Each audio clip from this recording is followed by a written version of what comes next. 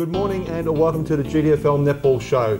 Joining me this morning is Fiona Clarke from the Geelong West Netball Club. Fiona, how are you? Well, thanks, Birdie. Haven't seen you for a few weeks? No, I've been away, but we'll be here for the next few while Flick's holidaying it up. So fantastic, yeah. And we're going to talk about your game a little bit later on. Not a problem. You can tell us exactly what happened and what went wrong against Belmont. Not a problem. Also, ladies and gentlemen, if you can notice in the screen right here, I've got nothing sitting to my right or nothing sitting to my left because, believe it or not, we have in flesh and blood the real thing this morning, Kristy Krywula from the Werribee Netball Club. Kristy, how are you this morning? I'm well, thank you. How are you? I'm very good. You sound like you've missed me. Well, you know, look, not really, because while you've been away, you've been here sort of. I have I? You have. Spiritually, you've been here. Yeah. Excellent. So, you know, as you know, we've had a little bit of a, you know, your little Kristy doll while you've been away. Thank you for sharing that. That's all right. And later on, give me Mum's number and I'll call Mum and let her know where she can get a doll from. She'll be very excited you've given her a mention. What's Mum's name? Lois. Lois Krywula. That's right. Okay. Now we'll have a look at last weekend's games. And of course, the first game off the top, Inverleigh 41 defeated East Geelong 38 in what was a pretty close game all day. And Inverleigh probably very happy there with to walk away with the 4 points. Anyone want to make any comments? I was just going to say, don't try and move to the next game yet. Really. Let's discuss this. Yeah. You're coming off such a good win or even such a good season, not to take anything away from Inverleigh because they're obviously improving, really improving, but what happened to your team on the weekend? I think that we didn't play to our potential. I think after the first quarter we were 5 goals in front at quarter time, and then we had a slight meltdown there in the game. During the game we had a bit of a meltdown, and you know, to Inverleigh's credit, they took advantage of that. And how did Nicole go? Had Nicole in the centre court and Erin at defence. Nicole White played a great game. Yeah. Erin Dillon, of course, played in defence. Yep. And look, both girls had a great game, and it was a good team effort by Inverleigh to you know, withstand the sort of a late last quarter charges that we tried to challenge.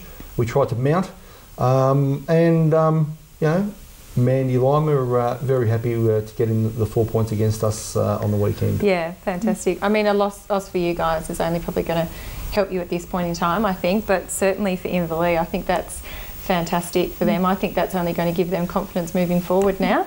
Absolutely, and they've just they're in 4th place now on the ladder, so they'd be absolutely wrapped with that, I think. Yes. Unfortunately, Birdie, but that's the story in the weekend. That's the story. No fines this weekend by the coach, or no fines this weekend. No, I was a really good boy. Excellent. Bullshit. Anyway, next game, Valpo Hill 51 in what was we thought would be maybe the game of the round. Defeated Corio 47. Very close game there.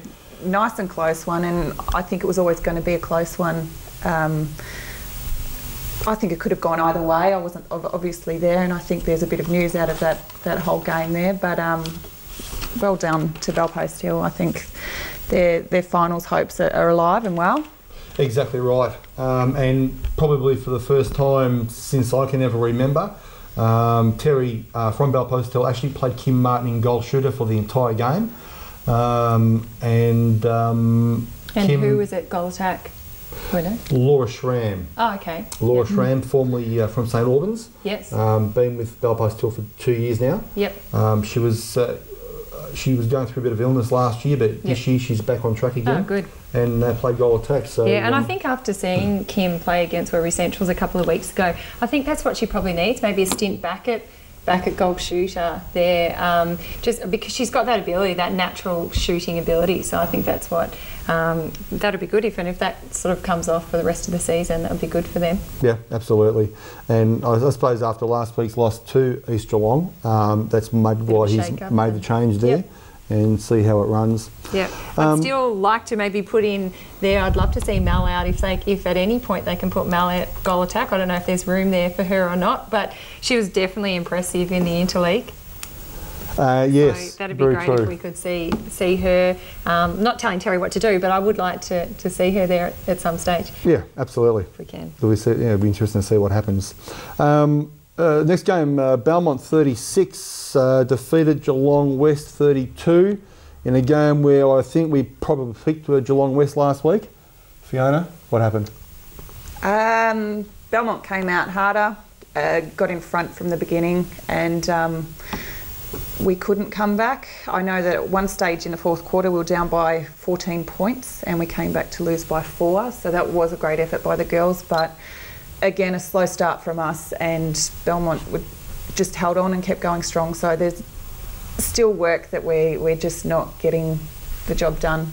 So you know, there is some good netball in there. We're still improving on last year, but we just cannot do it for a whole game. A bit later on in the show, of course, we'll have Kate DeGrandi in here from the Belmont Netball Club, and we'll, of course, we'll ask Kate a few questions about that game as well. Yep. But yeah, it's unfortunate you couldn't get home. Disappointing, but that's just a learning curve for us. Okay. Next game, Werribee 38 defeated Anarchy 23 in a game that was a bit closer than I would have expected. Yeah, probably. But as I don't know if I mentioned this last week, but I think Werribee won't care about the score. Werribee will be happy that they got the 4 points because that's what they're interested in. They're interested in winning games. They're not interested in beating teams by any certain margin. So again, and they're being consistent with Michaela Ward. Again, was in the best this week. Emma Maycock as well. I don't know if you're familiar. She had last season played in the B grade, but has been an A grade player the last couple of years. So she's only going to get stronger and stronger in that wing attack position. She got in the best this week. So yeah, good win for them. So certainly, you know, I mean, Anarchy probably happy seeing that the score was quite close, but as I said, coming from Werribee, they're not going to be worried about at the end of the day looking at the scoreboard. Yeah. Next game, Winchelsea 65 defeated North Geelong 16. Yeah, well, that's a big blowout there, isn't it? That's a big blowout there. North Geelong. Winchelsea obviously had a very good game. Julia Knott playing in the goals there had a fabulous game, which is excellent there. And she's another player to watch. She's exceptionally well and plays the game really well. So again, North Geelong probably have to go back and have a look at what they've got so that they can reassess that, because that's not a good 16 goals is not a good result. Obviously Winchelsea though, watch out. Absolutely. Also, don't forget, ladies and gentlemen, we did have the Vixens netball team down at Winchelsea on the weekend, and they were down there as part of a Netball Victoria initiative. That they go down there and spend the day down there. Now, last game, and really good news, Thompson 40 defeated Bannockburn, and Thompson's first win for the season. So congratulations to Thompson.